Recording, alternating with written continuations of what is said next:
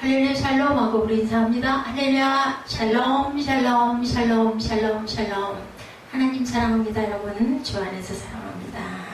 하나님을 사랑합시다. 오늘 제목을 요한일서 5장 2절이죠. I love him God. 하나님을 사랑함으로써 이렇게 적어봤습니다.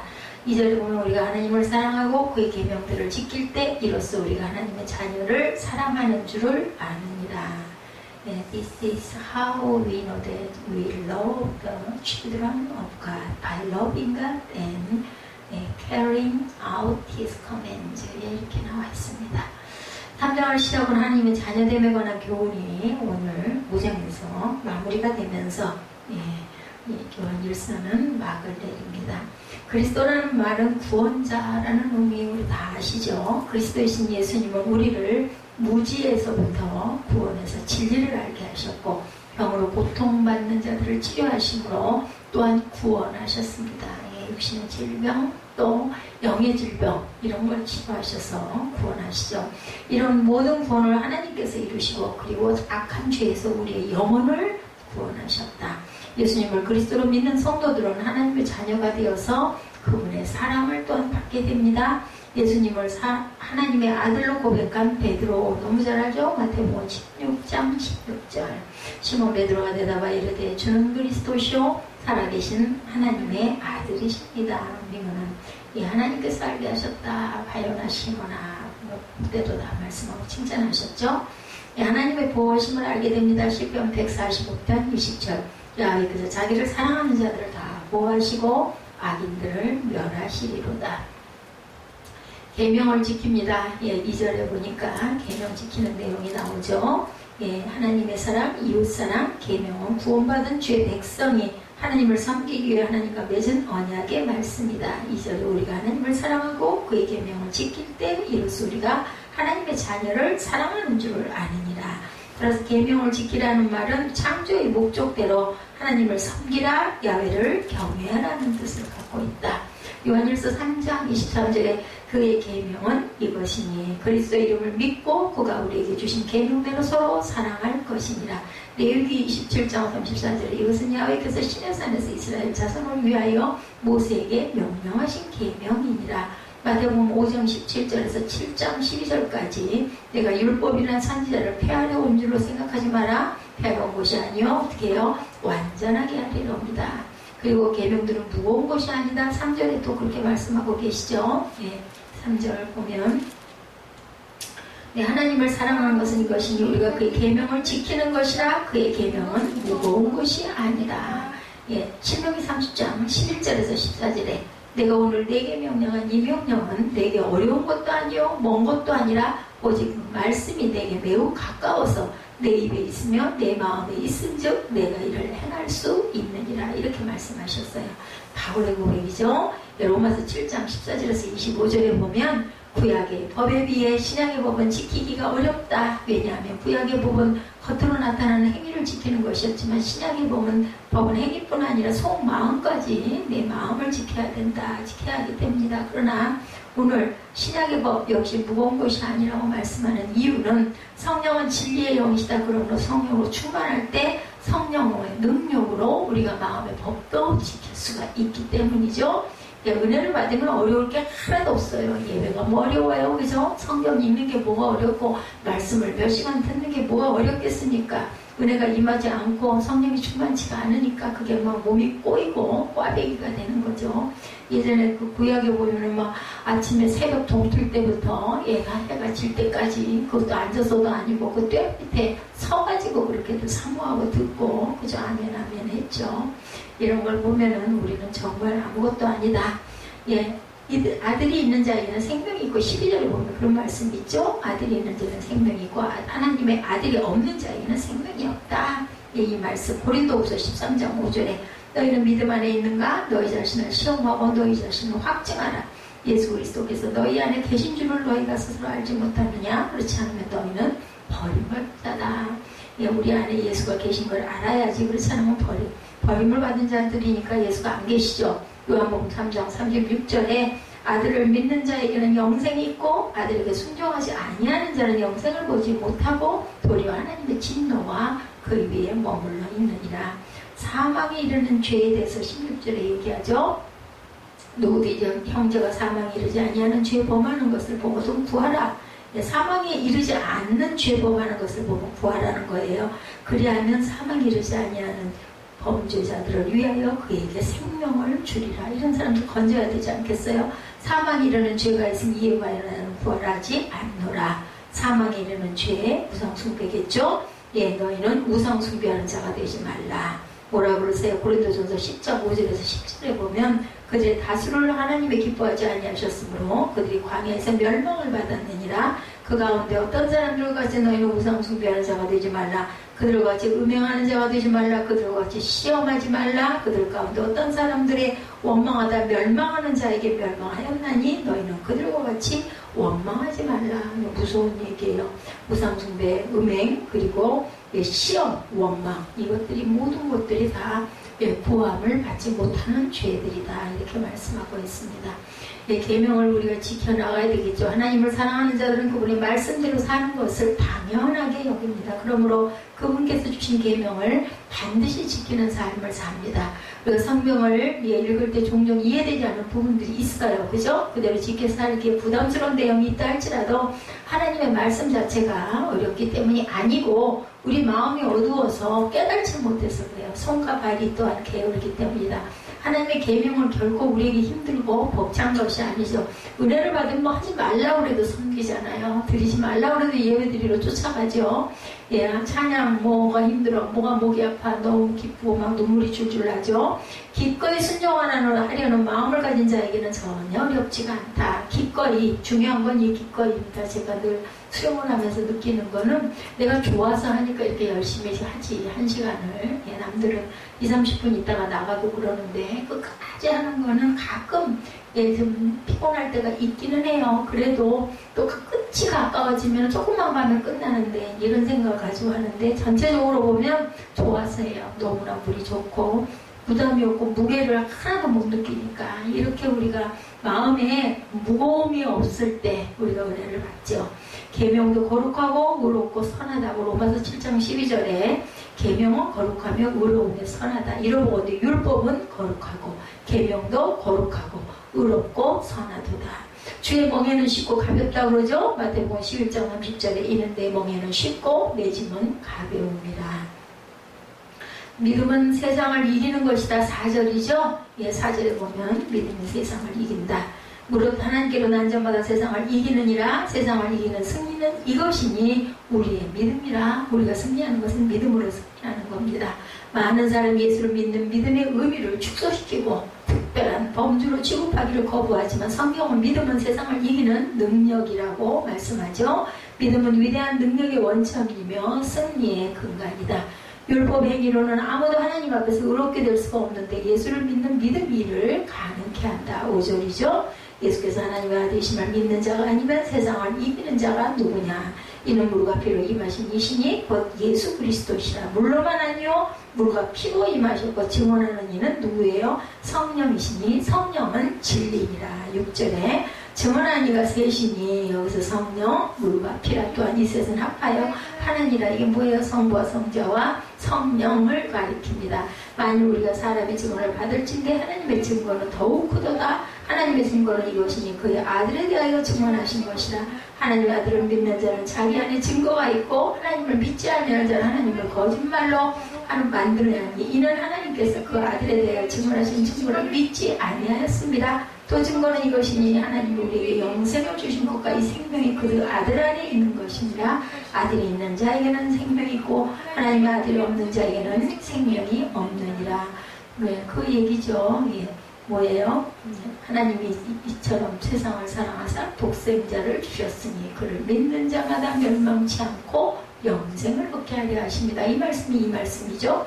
예, 믿음은 우리로 하여금 세상의 사상이나 풍속, 시대 등과 싸워서 항상 이기는 능력이다. 하나님께로 난 성도는 예수 그리스도와 동행한 특별한 사람들이기 때문에 세상을 이긴다.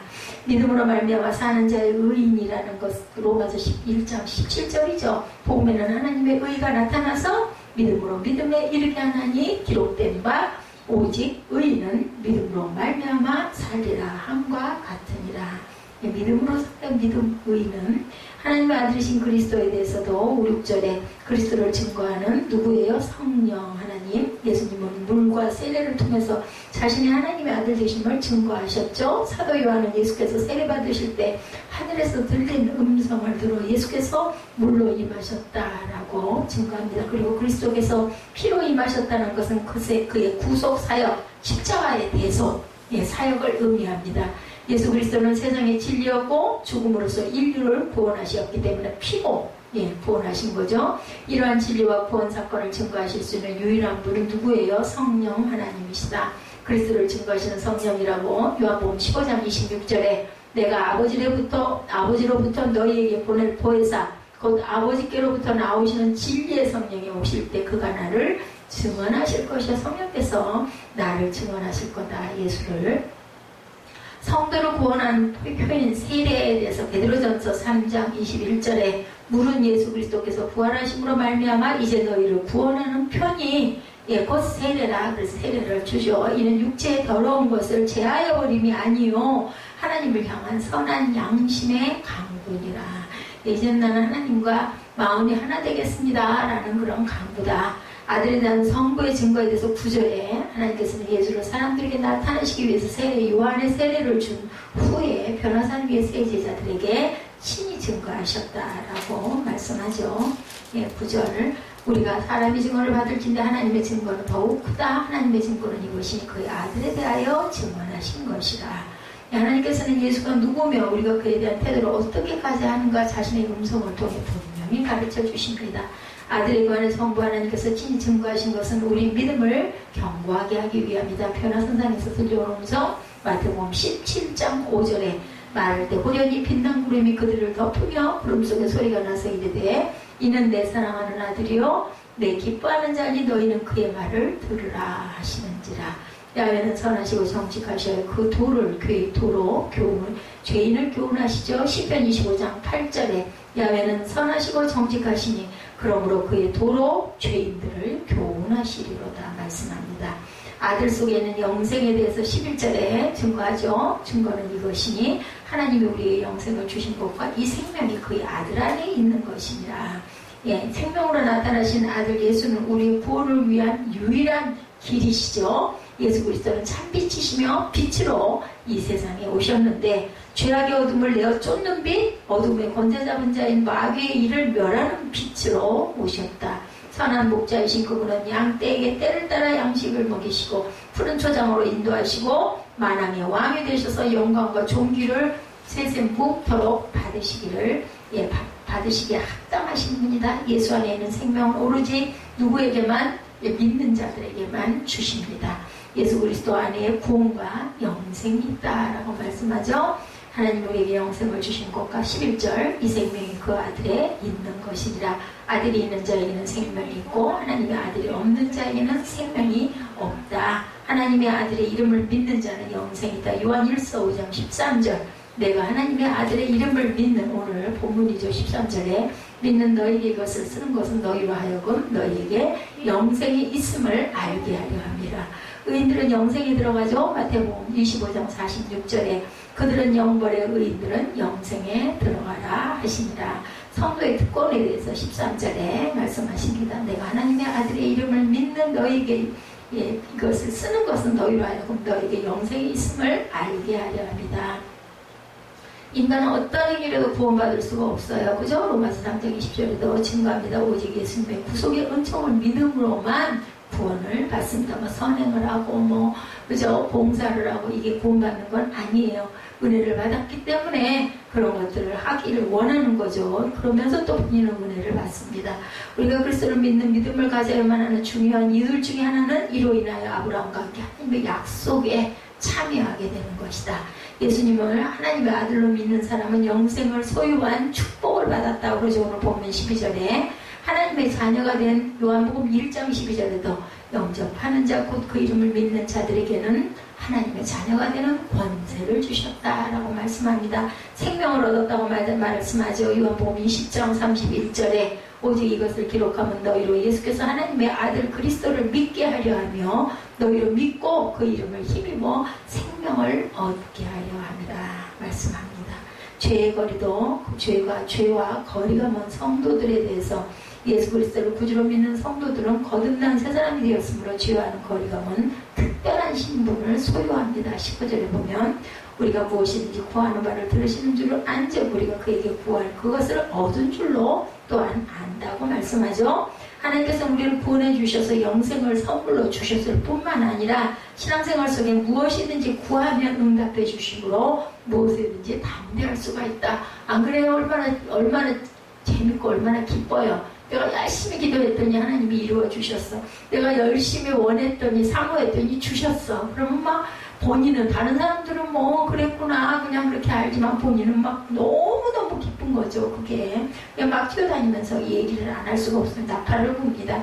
우리가 받는 모든 특권은 우리 스스로 구하여 얻는 것이 아니라 하나님께서 은혜로 주신 거라는 거예요. 아이고 그래 너 안 됐다 안쓰럽구나 하고 예다 여기 있다 먹어라 하고 주시는 거예요. 성도들은 죄와는 거리가 먼 특별한 신분이기 때문에 모든 삶을 통해 하나님의 자녀임을 우리가 증거합니다. 하나님께로 난 자는 세상을 이깁니다. 4절이죠. 무릇 하나님께로부터 난 자마다 세상을 이기느니라. 세상을 이기는 승리는 이것이니 우리의 믿음이다. 약한 자에게서 보호하신 하나님. 데살로니가 후서 3장 3절 주는 미쁘사 너희를 굳건하게 하시고 악한 자에게서 지키시리라. 하나님과 교제하는 성도에 대해서 19절과 20절에 말씀합니다. 오늘 17절부터 보죠. 모든 불의가 죄로 내 사망이 이르지 아니하는 죄도 있도다. 하나님께로부터 난 자는 다 범죄하지 아니하는 줄 우리가 아노라. 하나님께로부터 나신 자가 그를 지키심에 악한 자가 그를 만지지도 못하느니라. 예수님이 지키시죠. 또 19절에 아는 것은 우리는 하나님께 속하고 온 세상은 악한 자 안에 처한 것이며 또 아는 것은 하나님의 아들을 이르러 우리에게 지각을 주사 우리로 참된 자를 알게 하신 것과 또한 우리가 참된 자 곧 그의 아들 예수 그리스도 안에 있는 것이니 그는 참 하나님이시오 영생이시라. 자녀들아 너희 자신을 지켜 우상에게서 멀리하라. 끝까지 우상을 멀리하라고. 우상은 우리가 너무 좋아하는 것, 너무 사랑하는 것, 예배보다 하나님보다 더 귀하게 여기는 것들이 우상이죠. 이렇기 때문에 성도의 삶이 견고하다. 너희들은 견고하게 살아야 된다. 얼마나 복된가. 우리가 믿는 하나님은 자비와 사랑이 풍성하신 분이기 때문에 항상 우리를 돌보아 주시며 필요의 모든 것들을 친히 채워주시는 하나님. 이와 같은 하나님을 믿기 때문에 성도들은 어디서나 기뻐하고 감사할 수가 있다. 거룩하고 참되신 대주제이시죠. 계시록 6장 10절에 큰 소리로 불러 이르되 거룩하고 참되신 대주제여 땅에 거하는 자들을 심판하여 우리 피를 갚아주지 아니하시기를 어느 때까지 하시려 하나이까. 의로우신 주님이 요한 1서 2장 2절에 나의 자녀들아 내가 이것을 너희가 쓰면 너희로 죄를 범하지 않게 하려 함이라. 만일 누가 죄를 범하여도 아버지 앞에서 우리에게 대언자가 있으니 의로우신 예수 그리스도시다. 그래서 우리는 기도할 때 항상 예수 그리스도 이름으로 감사하며 기도드립니다. 또 항상 그리스도 이름을 부르죠. 대언자. 그래서 오늘 요한 1서 5장은 적그리스도로 인해 진리가 흐트러지고 그리스도인들이 온통 미혹을 받는 혼돈된 시대 속에서 진리를 끝까지 지키며 성도를 지키려는 그 사도 요한의 열정이 나타나 있습니다. 우리는 사도 요한의 이런 모습을 본받아서 반드시 필요한 하나님의 일꾼들에 가고 오는 세대에 어느 때나 시와 때를 언제나 때를 얻든지 못 얻든지 하나님을 증거하는 증인의 삶을 살아야 되겠다. 교육하고 선교하며 봉사하는 교회가 모든 일을 사랑으로 행하되 사랑에 연합하는 그 사랑의 계명대로 하나님을 사랑하는 삶이 되어야 되겠다. 형제사랑이 하나님을 사랑한 증거라고 증거한 사도 요한은 하나님을 사랑할 것을 당연히 사랑해야 되겠죠. 중생한 자들에게 베푸는 우리들의 사랑의 진실성 혹은 참된 복음적인 성격을 알 수 있는 방법을 말씀합니다. 사랑의 진실성의 근거는 하나님께 대한 우리의 사랑에 있다. 신앙 없이는 생활이 없는 것처럼 사랑 없이는 복음이 있을 수가 없습니다. 복음은 뭐예요? 굿뉴스죠? 기쁜 소식입니다. 그것은 사랑이 있어야 증거되고 전할 수 있고 사랑이 있어야 기쁠 수 있는 거죠. 신앙생활은 사랑에서 나온 갈보리의 화해로 이루어져서 사랑으로 유지가 되어갑니다. 사랑은 우리 위하시는 하나님의 사랑만이 아니라 그를 위하는 우리의 사랑도 포함이 됩니다. 하나님은 우리를 사랑하는 것뿐만이 아니라 우리가 하나님을 사랑하는 것도 포함된다. 그리스도를 위한 우리의 사랑이야말로 하나님과 교통하는 모두 기초요 최고 영적인 기쁨입니다. 신앙을 나타내는 말들보다 사랑을 나타내는 말들이 더 많죠. 이 말들은 다 내부의 주관적인 의식을 반영하고 있습니다. 프랑스령 서부 아프리카 사하라 사막의 변두에 사는 하베족은요, 하나님을 위한 사랑을, 하나님을 우리 마음속에 모신다라고 말한다 그래요. 이것은 하나님을 사람의 마음속에 놓을 수 있다는 뜻이 아니라 영원하신 이가 성령으로 인간의 마음속에 계실 수 있다는 뜻인데, 영혼을 깨우쳐 하나님을 마음속에 두게 하는 것은 사랑만이 된다라는 겁니다. 멕시코 오아사카 산중에는 사포텍 인디언은 하비족과 반대되는 말로 사랑을 표현한다고 해요. 하나님을 사람의 마음속에 둔다고 하는 마음 대신에, 말 대신에 내 마음이 하나님과 함께 나갔다 이렇게 얘기한다고 합니다. 우리는 모셔드린다고 하는데요, 이 사람들은 하나님과 함께 내 마음이 나갔다, 어딜 가든지 같이 다닌다라는 뜻이겠죠. 하베족과 세포테족은 모두 다 옳습니다. 하나님께서 우리와 같이 사신다는 데도 뜻이 있고, 우리 마음이 우리 것이 아니다라는 것도 당연히 맞죠. 우리 마음은 하나님께 속하였으니 사랑의 대상은 땅에 있는 것이 아니라는 겁니다. 어느 가난한 시골교회 주일학교에서 하나님은 사랑이라는 제목으로 분방 공부를 하고 있었다고 그래요. 선생님이 한참 설명을 하고 있는데 한 아이가 손을 들더니 이렇게 말했다고 합니다. 이미 하나님께서 어떤 사람을 기억하고 어떤 사람을 잊어버리고 계신가 봐요. 예, 이 학생이 이렇게 얘기합니다. 그러니까 우리와 같은 사람들은 옷도 누더기로 입고 작은 오막살이 집에서 살죠 라고 얘기를 했대요. 그때 또 다른 아이가 일어섭니다. 그도 역시 가난해서 누더기를 입고 있었어요. 뭐 다 가난해요 여기는, 그죠? 예전에 하나님께서 우리를 모두 기억하고 사랑하신다고 생각해요. 그러니까 우리에게 좋은 부모님을 주시고 행복한 가정을 주신 게 아니겠어요? 똑같이 누더기를 입었는데 하나는 하나님이 기억을 못하는 우리와 같은 사람도 있는가 봐요 했는데, 이 아이는 좋은 부모님을 주셨고 행복한 가정을 주신 것, 하나님이 우리를 다 기억한다. 사랑의 하나님께서는 온 인류가 구원받기를 원하고 계시죠. 누구든지 자기가 죄인임을 인정하고 전능하신 하나님 앞에서 회개하면 죄를 용서해 주십니다. 이는 하나님은 뭐기 때문에? 사랑이시기 때문이다. 하나님에 대한 사랑의 진실성은 경건한 복종에서 나타납니다. 경건은 신앙의 뿌리와 같죠. 뿌리는 관다발 식물의 기관 중에 하나인데, 양치식물의 솔잎, 란처럼 뿌리를 가질 수 없는 식물도 있습니다. 예, 그런데 지상에 나와 있는 뿌리도 있죠. 이것이 공기뿌리라고 하는데, 이러한 대부분의 뿌리는 그런데 땅 속에 있습니다. 비록 뿌리는 눈에 안 보이고 밖에 드러나고 있지 않지만 나무에서 가장 중요한 부분이 바로 뿌리인데, 건강한 나무를 바른다면 뿌리를 건강하게 해줘야 된다. 그래서 우리가 흙을 갈아주죠. 분갈이를 해줍니다. 충실한 열매를 얻고 싶다면 먼저 뿌리를 충실하게 가꿔야 됩니다. 나무가 되기 원한다면 뿌리가 깊어야 되죠. 아무리 교회에 열심히 출입해도 믿음이 자라지 않는 성도들이 있는데, 교회 안에 있는 불신자라고 할 수 있을 정도로 그들은 신앙의 뿌리가 부실해서 그렇죠. 우리의 신앙생활을 나무로 비유하면 그 뿌리가 경건입니다.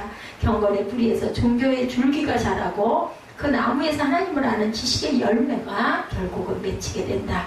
미국에 이민 가신 한 장모님은요, 사극을 굉장히 좋아해서 토요일이면 뭐 옛날 얘기예요. 요즘에는 뭐 돌려보기가 많지만 사극 그 테이프들을 여러 개 빌려다가 열심히 시청을 했다고 그래요. 토요일 장모님은 밤늦게까지 사극을 시청하고 주무셨어요. 다음날 주일 예배에서 대피기도를 하게 되는데 자기도 모르게 첫마디가 황은이 망극하나이다 하고 기도를 했다고 합니다. 그래서 모두가 웃음바다가 됐다고 그래요. 세속화된 사회에 살아나면 크리스천일지라도 나도 모르게 세상의 풍조를 따라가고 말투가 따라갈 때도 있고, 그죠? 비유가 따라갈 때도 있습니다. 오늘 이 시대처럼 크리스천들이 경건하게 살기 어려운 시대가 또 있겠는가?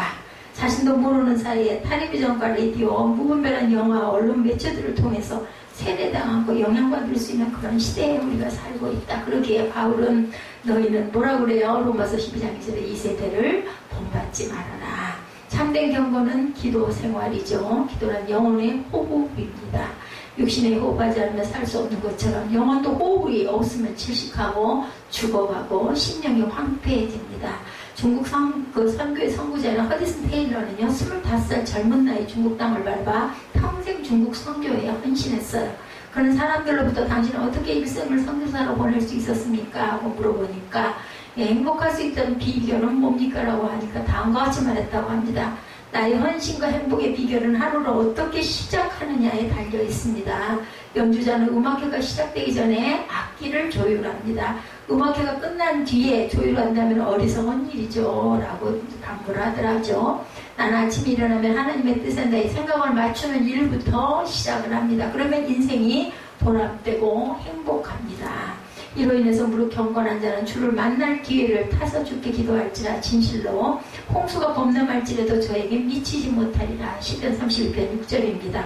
참된 경건은 구제하는 생활이기 또 있습니다. 경건의 내적 표현이 기도라면 외적 표현은 바로 구제죠. 참으로 경건한 자 알고 싶다면 얼마나 구제하는 생활을 하는지 자문해 봅니다. 야고보서 1장 27절에 하나님 앞에서 정결하고 더러움이 없는 경건은 곧 고아와 과부를 혼란 중에 돌아보고 자기를 지켜 새 속에 물들지 아니하는 것이 아니라고 말씀합니다. 참된 경건은 온 집으로 더불어 하나님을 경외하는 것이다. 우리가 늘 경험하지만 자식이나 가족이라고 내 뜻대로 안 돼요. 그죠? 온 가족이 하나님을 진심으로 긍봉하는 가정 정말 부럽고 아름답죠. 하나님을 사랑하고 그의 계명을 지킬 때 이전에 하나님께 대한 우리의 사랑의 진실성이 나타납니다. 우리가 하나님의 계명을 지킴으로 하나님을 진실되게 그리고 복음적인 입장에서 사랑하게 됩니다. 그의 계명을 지키는 곳이 곧 하나님을 사랑하는 것이 된다는 거죠. 하나님을 사랑한다는 말과 그의 계명을 지킨다는 말은 서로 같습니다. 요한복음 14장 21절에도 나의 계명을 가지고 지키는 자라야 나를 사랑하는 자니 나를 사랑하는 자는 내 아버지께 사랑을 받을 것이요 나도 그를 사랑하여 그에게 나를 나타내리라.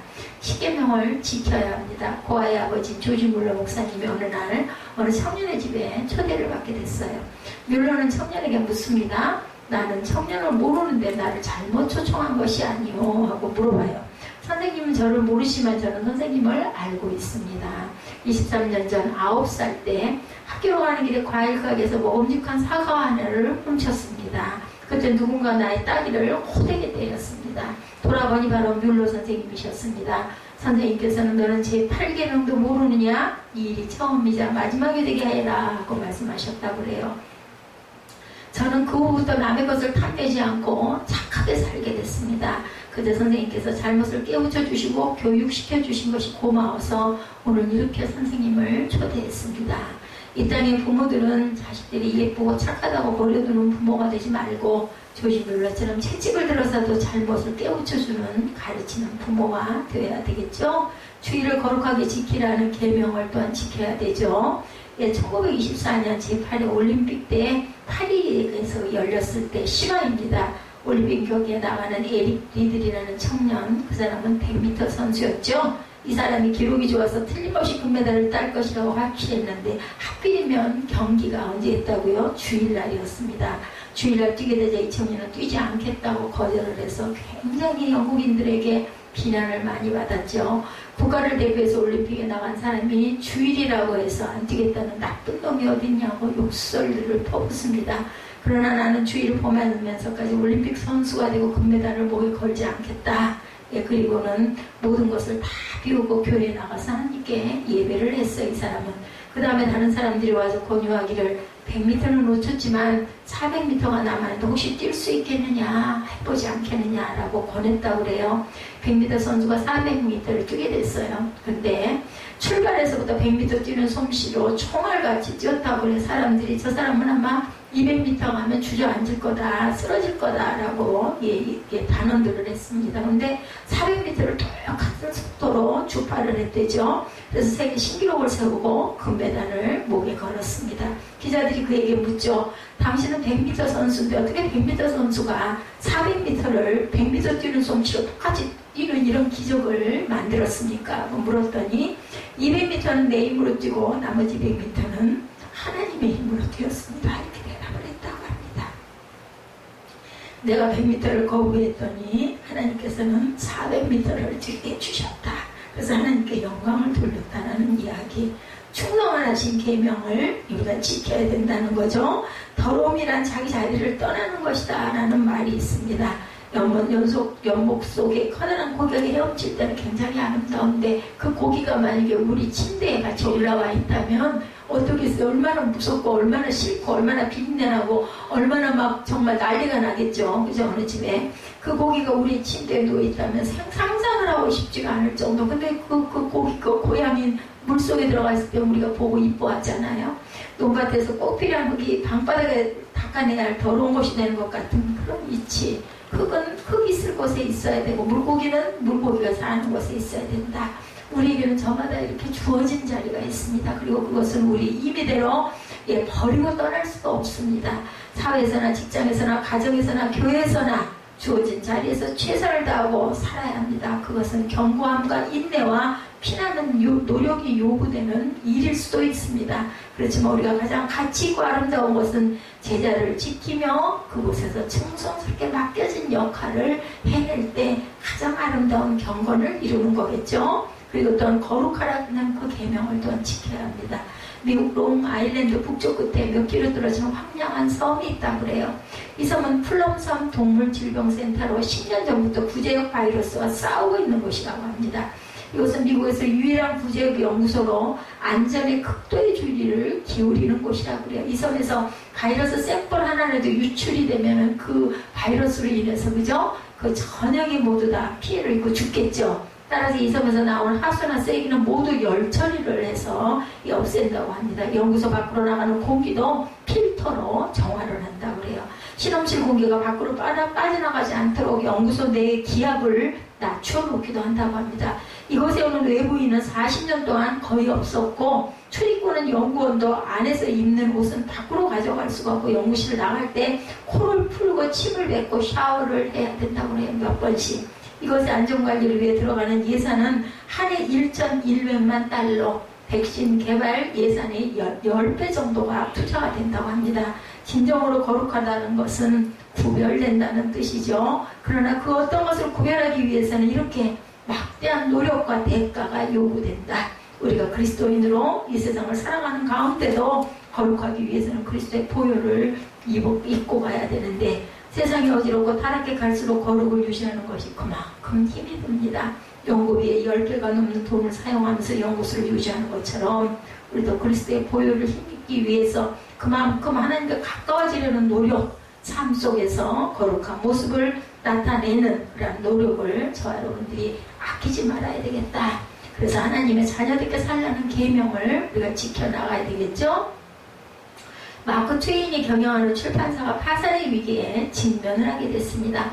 그러나 그런 법률적으로 엄청난 부채를 자신이 책임지지 않아도 된다는 것을 알게 되었다고 그래요. 그렇지만 그는 명예를 소중히 여기는 사람으로 그 문제를 피하게 하지 않고 오히려 책임을 지겠다라고 나섰다고 그래요. 그는 나이 60세에 관광 안내원에서 일하면서 이렇게 말했다고 합니다. 나는 살아있는 한 남은 부채를 4년 내에 갚을 수 있으리라고 확신합니다. 그리고 64세가 되어서 새로운 기분으로 새 출발을 나는 할 것입니다. 그리고 그는 이 말을 덧붙였다고 합니다. 명예는 법보다 지키기 어려운 것입니다.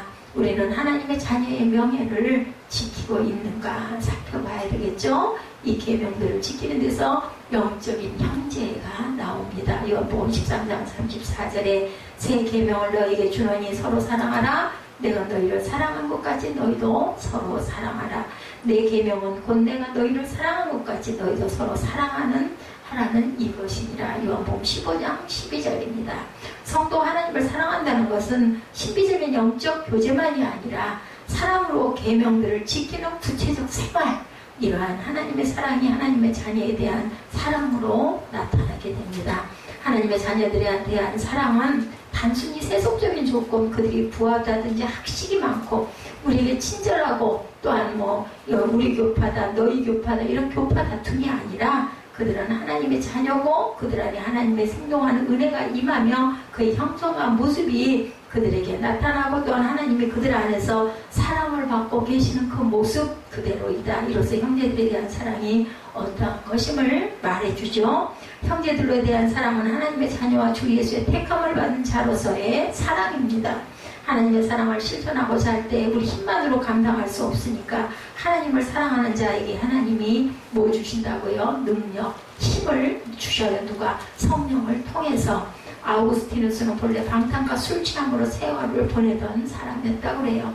그러나 그가 하나님의 사람이 된 후로는 훌륭한 성자로 많은 사람들의 가슴에 남게 되었다고 그러죠. 그는 수도원에 들어가면 처음에는 수도원 규칙과 덕성을 지키기가 어려워서 믿음을 버리려고 생각을 여러 번 했다고 그래요. 그런데 하루는 주님께서 그의 영안을 열어서 늙은이, 어린이, 성인, 성녀 모두가 기쁨으로 계명을 지키고 천국기에 오르는 것을 보게 하셨다고 합니다. 그리고 내 힘으로만 되는 게 아니라 내 힘에 의지하여야 하느니라 라고 말씀해 주셨다고 그래요. 네가 힘으로 하려고 하니까 그렇지 내 힘에 나한테 의지해라 말씀하셨다는 거죠. 그 후에 그는 깊이 깨닫고 결심해서 열심히 규칙을 지키고 덕을 쌓아서 훌륭한 성인이 되었다고 합니다. 사랑으로 연합하고 계명대로 사랑하되 하나님을 사랑하는 저와 여러분이 되시기를 주님의 이름으로 축복합니다.